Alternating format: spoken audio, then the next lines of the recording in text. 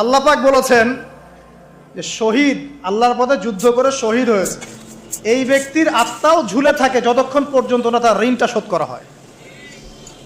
এবার বলেন আমি কি বুঝাবো? আর কিছু বলতে হবে? তো এখন সেই দোয়া শিখাচ্ছি আপনাদেরকে, যে দোয়া শিখলে আপনারা ঋণ থেকে বাঁচবেন ইনশাআল্লাহ। কত দিবেন বলেন? আচ্ছা, হ্যাঁ, এই তো শুকরিয়া। দোয়া করবেন যেন আল্লাহ পাকের দিনটাকে আল্লাহর জমিনে প্রতিষ্ঠা করতে পারে। আমার সাথে বলেন, দোয়াটা হচ্ছে আল্লাহুম্মা ইকফিনি বিহালালিকা আন হারামিকা ওয়া আগনিনি বিফদলিকা আম্মান সিওয়াকা। এই দোয়াটা ছোট না?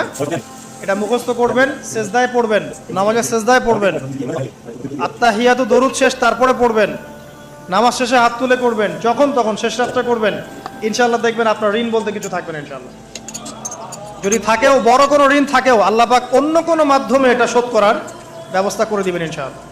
ইনশাআল্লাহ। যে দারিদ্রতা দূর করতে চান, সচ্ছলতা চান, কয়েকটা কাজ করেন। এই যে বললাম, 1 নাম্বার সূরাতুল ওয়াকিয়া তেলাওয়াত করেন, 5 ওয়াক্ত নামাজ জামাতে পড়েন, ডেইলি কিছু সময়ের জন্য কোরআন তেলাওয়াত করেন, আর আল্লাহর কাছে রিজিক চান, জিকির বেশি বাড়ায় দেন। পারবেন না ইনশাআল্লাহ?